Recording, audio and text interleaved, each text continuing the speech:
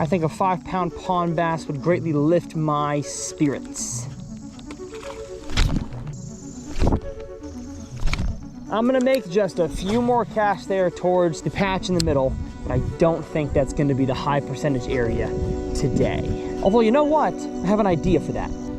Oh my gosh, big one, big one, big one, dude. I'm not joking you. No way. You've gotta be joking me.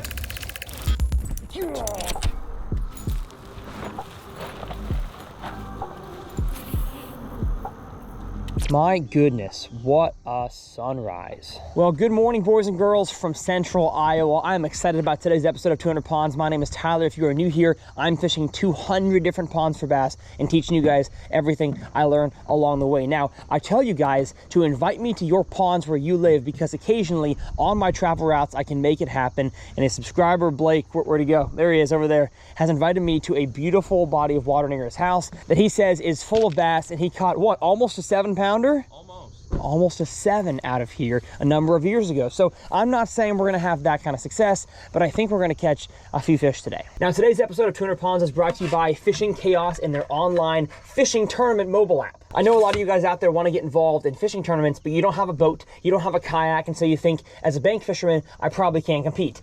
And that's not true. Every single month on the Fishing Chaos app, you can compete in my TRF Challenge Cup. It is a 100% free, length-based online tournament that you can compete from anywhere. I'm talking about ponds, lakes, rivers, or streams. As long as it's public or a neighborhood pond, you can compete. Now, the place that I'm fishing today is definitely a prime example of some place that would not count in my tournament, but most of you guys out there don't have an individually owned farm pond, so any fish that I catch today wouldn't count if it was not my tournament. But it's my tournament, I make the rules. I also can't win my own tournament anyway, so I'm just having fun. I'm gonna show you all the catch submission process in this video, but all you gotta do, take a photo on a qualified measuring board, submit it to the app, and at that point you are competing to win awesome free prizes like a Mach combo every single month for the region you are in. So I will leave the link to join Fishing Chaos down in the video description, but enough talking, let's get down to catch some dang bass at this pond today here in Iowa for pond number 130.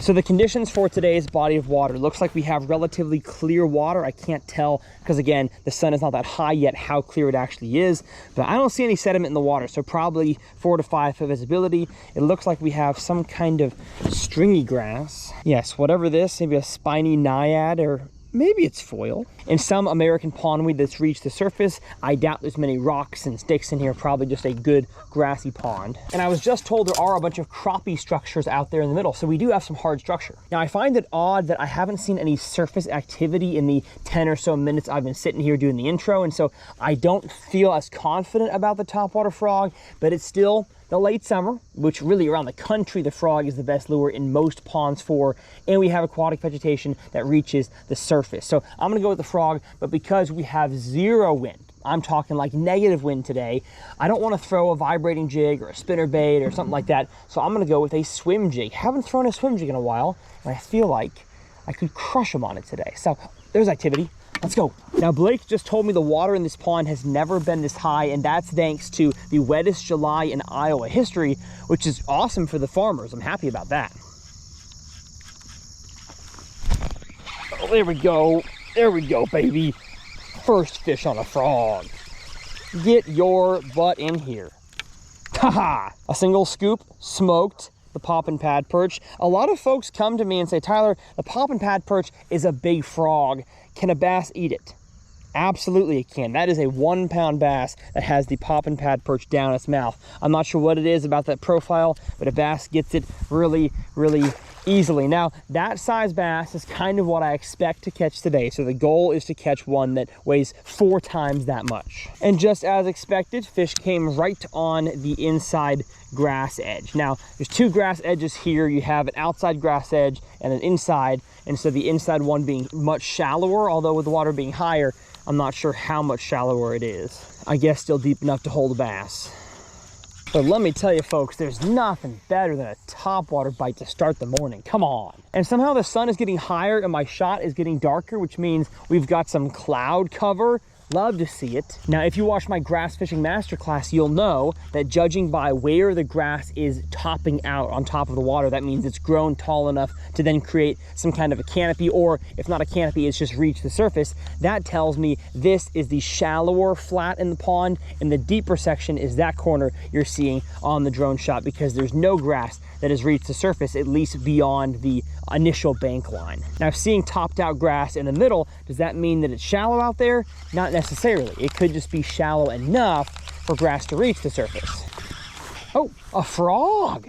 You gotta love seeing actual bullfrogs where you're throwing a frog lure. And you know what? That actually kind of makes sense as to why the fish that I caught was by the bank and not out there in the middle grass, which I'm still gonna make some casts to. Now, a lack of surface activity on the water does not always mean a lack of bass that are wanting to eat aggressive style of lures like frogs or reaction baits, but I would say they're kind of correlated. Because I mean, in the wintertime, you're not gonna have hardly any surface activity, especially in a northern climate like this. But when it's summertime and it's early morning and you have the conditions we have, usually, okay, never mind. I was saying usually you're not going to have as much topwater action, but we still got a few bites. But that right there is a good long fish for my tournament. For these length-based ones, you want long fish, not fat fish, which I know goes against everything in bass fisherman's nature. But just a gorgeous summertime Iowa bass. I'm going to run this to the truck real quick and show you guys how to properly submit a fish in my tournament. First step, if you can, wet the measuring board. Second step, make sure the identifier for that month is visible in the photo. Then take your fish and put him head side to the left. You're going to bump him, which means close the mouth like that. Stick your hand here, and then you can kind of pinch the tail a little bit to see how long I can get it. I can't quite get it to 16.5 because I have to bend the tail. So that right there is a 16 1/4 inch bass. Take a good clear picture. I always grab my fish while I check the picture. Yep, mouth is closed on the board, and you can very clearly tell it is 16 1/4. And then we let this fish go. Now, like I said, a privately owned farm pond is the only place that's really not allowed in my tournament, just because some of these, especially in Alabama and Georgia and Mississippi, are just full of giants, and that's not fair to everybody else. But if you fish any public body of water, any public lake, pond, or neighborhood pond, you can enter to fish my tournament for free. And we're back.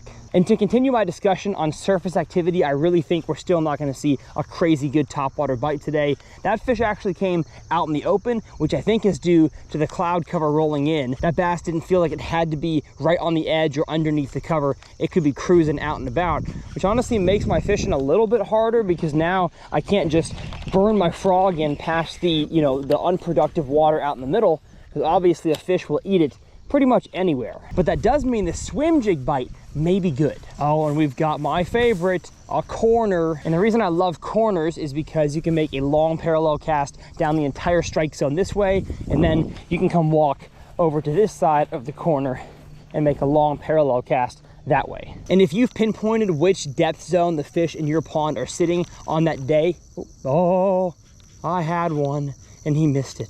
Like I said, if you know which depth zone they're sitting in, which I know is on the inside grass line, you can make the best parallel cast possible. But I mean, if it was like hot middle of the day in the summer and they're out there, I would slide my body this way and make a parallel cast into just deeper water. So in general, fish corners. Come on, fishy, come back for it.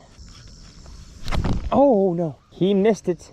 That's 2 bites from the exact same angle that both missed it, which tells me the fish, at least in this area, don't really want it that good. So I'm gonna go swim jig.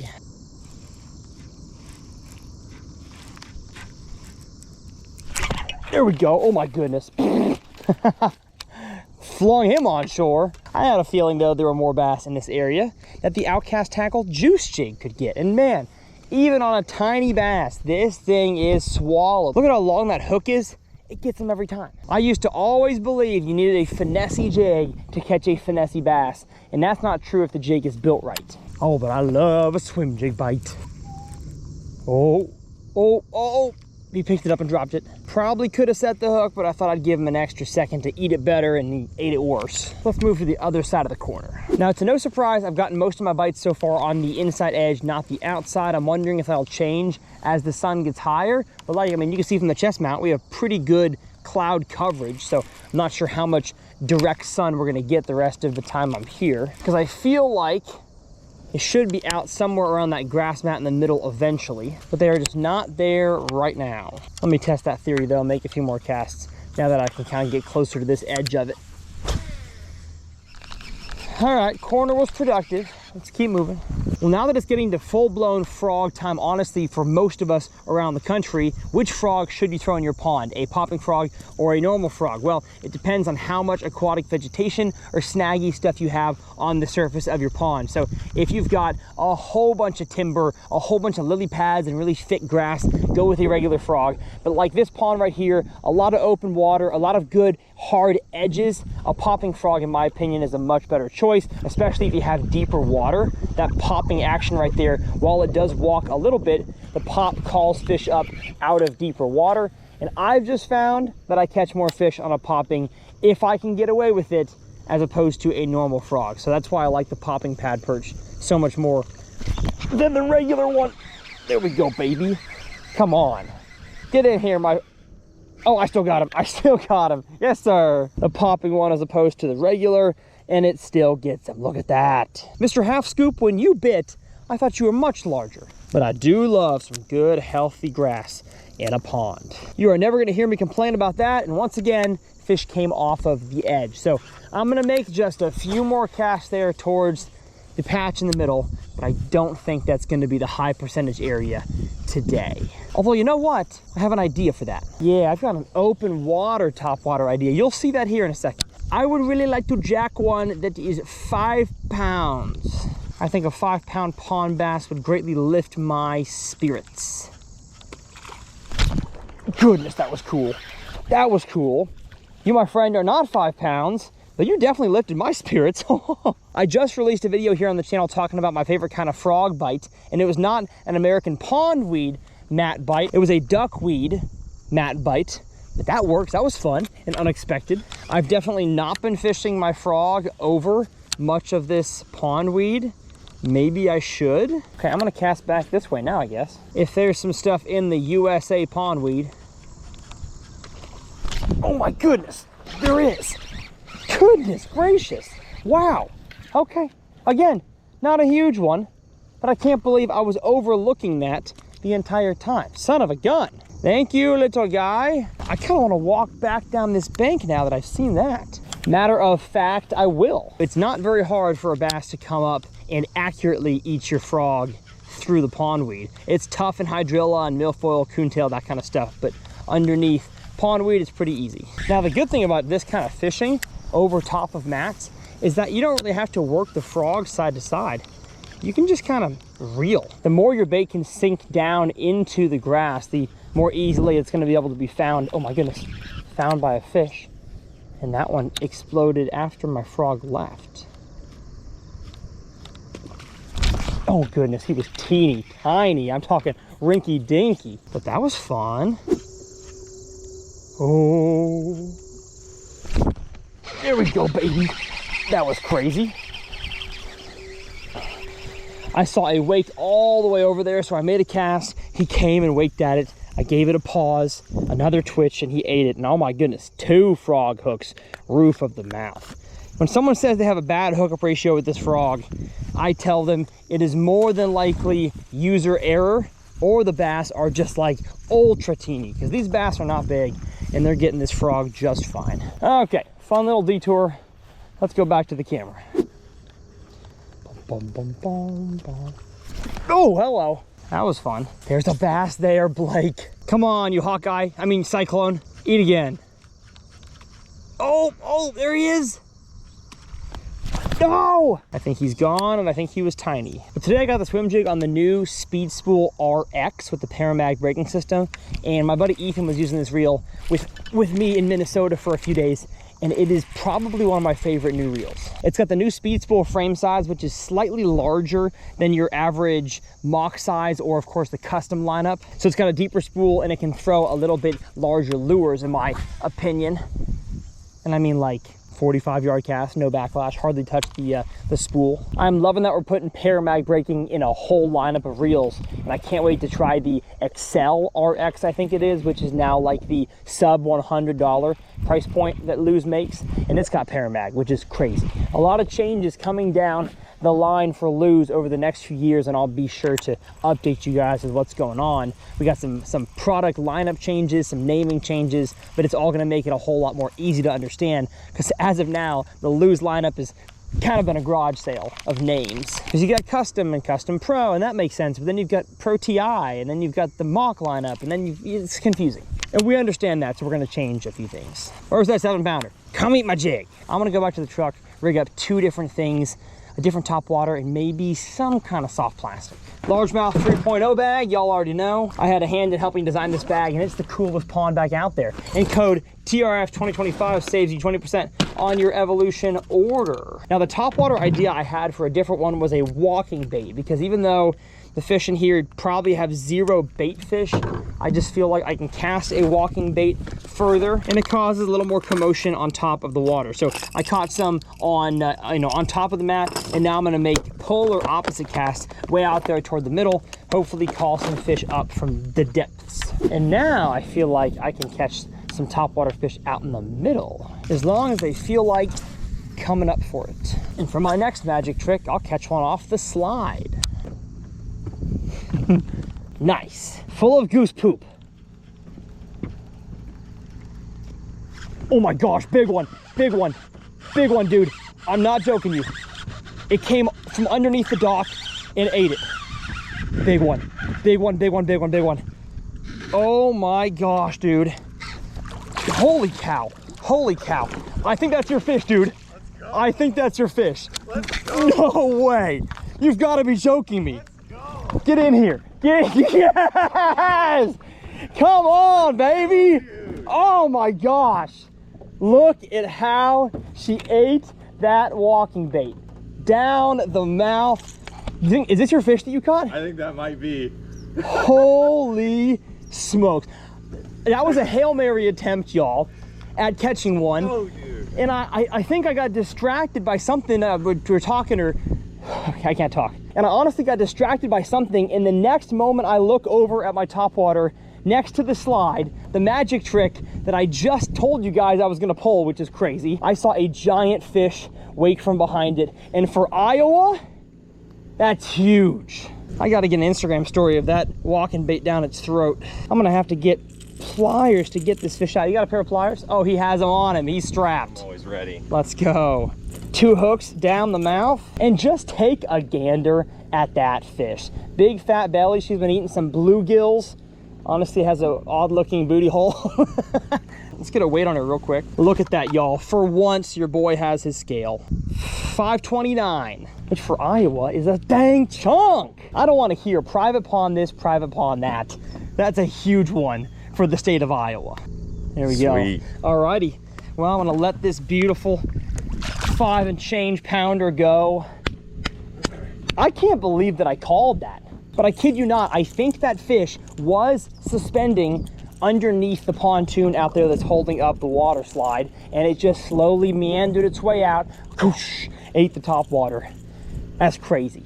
And I kind of liken this kind of topwater fishing in open water with a walking bait almost to swim baiting to a certain extent. So I'm sure that fish probably would have also eaten a glide bait to the side of the dock, but a topwater was just in its way, and it usually isn't. What I mean by that is most people usually don't throw topwaters in total open water, and I'm not advocating for throwing a frog in total open water or a popper, but I think a loud, aggressive, water-moving bait like a large-style plopper or a big walking bait is probably the best way to get a fish that's in deeper water, because I mean that's probably the deepest water we got in this pond to come up and eat. Good grief, I can't believe that. But it is true that I can cast way further with a walking bait than I can a hollow belly frog. Uh-oh, oh no. I think I caught a rope. Oh, I did. Yeah, that is not coming off. Never in a million years is that coming off. Hey, if I caught the rope on the dock, should I go get the lure or cut off? Cut off. Okay. Well, I guess somebody else will get a free walking bait later on. Hopefully not to their foot as they climb onto the dock. Now, I will pull the line tight and then snip it so at least it shot it towards the bait. Well, I guess we got about 10 casts in with the magical topwater before we lost it. But catching that fish in the way that I did definitely gives me an idea as to a lure I can throw maybe for one full loop around this pond to finish it out. That's right, folks. Leave it to a boy from Texas to bring his Metro Glide to a pond in Iowa. But if there's big ones that want to eat something in open water, give me a glide bait, baby. Probably not going to get a dang bite on this thing, but hey, that's what I thought about the last lure I ended up throwing, and look how that winded up. Chop, chop, chop, glide. No way. You gotta be kidding me.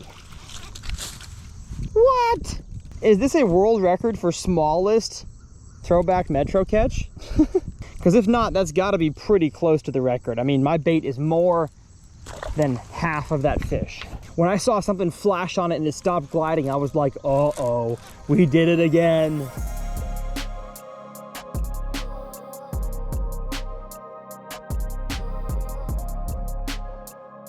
All right, one more cast where it all began. Any more giants want to come out from the dock, take a break from the water slide to eat my Metro Glide? I guess the answer is no. Now, don't be a Tyler and forget to put the biggest fish of your day on the measuring board for my Fishing Chaos tournament. Now, again, I can't win my own tournament and I can't submit legal fish from this pond anyways, but if I did catch that fish at a legal body of water for the tournament and I didn't put it on the board, I'd be a dummy. So don't do that. Join my tournament, link down in the video description. Huge thanks to Blake for letting me come fish his pond. He messaged me or emailed me about this pond 2 years ago, maybe over 2 years ago, and said, hey, if you're on your way north, it's kind of on the way, feel free to stop anytime and fish. And I didn't respond. Well, I responded initially, but then 2 years later, I finally reached out and said, hey, I'll be coming through. Do you still have access to that pond? So go ahead and send me an Instagram DM, Tyler's Real Fishing, or my email is trfexec@gmail.com. If you've got a really interesting or cool pond you want to see highlighted in the 200 pond series, no guarantee that I'll respond for a while and no guarantees that I can come, but I would love to be able to fish with some of you guys every once in a while in this series. As always, I will have the exact gear I'm using linked down in the video description, including my frog and my walking bait, as well as the smorgasbord combo I put together. It's a KVD rod with a Mach Smash reel, but I'll link the brand new Mach Smash combo as long as it comes in a 7.3 medium heavy or a 7.3 heavy, my favorite pond frog rods. If you like the 200 pond series, I will leave my last episode clickable up here in this corner. My name is Tyler. As always, it's a pleasure. I'm so glad to have this job, and I'm so glad you guys are my viewers, and we'll see y'all next time right here on TRF.